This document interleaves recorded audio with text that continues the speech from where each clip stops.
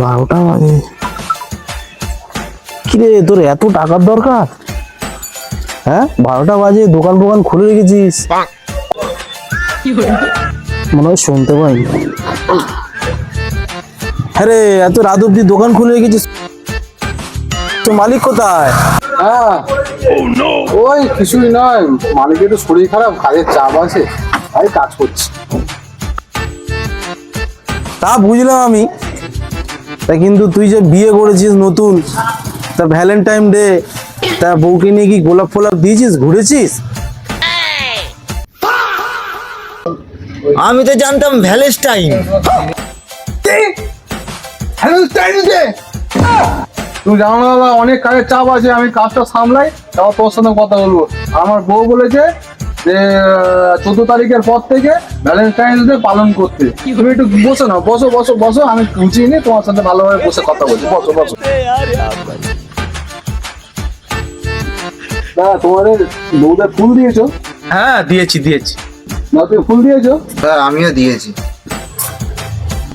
কি হয়েছে, কি ফুল দেওয়া দিয়ে কথা শুনছি? চুম্বন শেষ হতে যায় আর ফুল দেওয়ার এদের এ জোটে না, এ হয় না তো।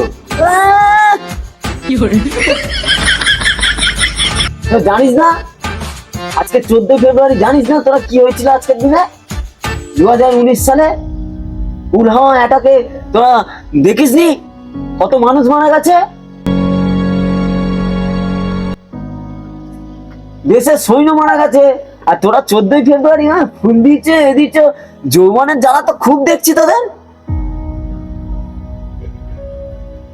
মোমবাতি জ্বালা রাস্তায় রাস্তায়, ফুল দিয়েছ, যা যা যা যে যার মতন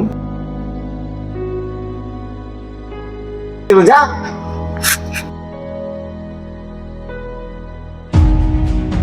তুই কাজ করছিস না, তুই ফুল দিচ্ছ? হ্যাঁ মালিক, তুমি ঠিকই বলেছো। প্রতিটা দিনই ভালোবাসা মানুষের সঙ্গে সবাই পালন করে, তো শুরু থেকে সব দিন পালন করেছো, লাস্ট এই 14 তারিখ যেটা হচ্ছে আমরা ভ্যালেন্টাইন্স ডে হিসাবে জানি।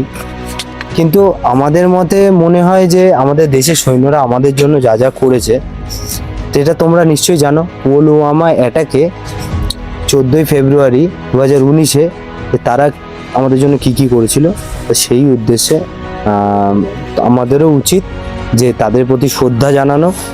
আর সত্যি তাদের জায়গা আমরা নিতে পারবো না, কিন্তু এই একটা দিন ভ্যালেন্টাইন্স ডে না পালন করে ব্ল্যাক আউট ডে হিসাবে এই দিনটাকে পালন করা উচিত ভারতীয় হিসাবে। আর এটা শুধু কয়েকজনের উদ্দেশ্যে না, পৃথিবীর সকলের উদ্দেশ্যে যারা ভারতীয়।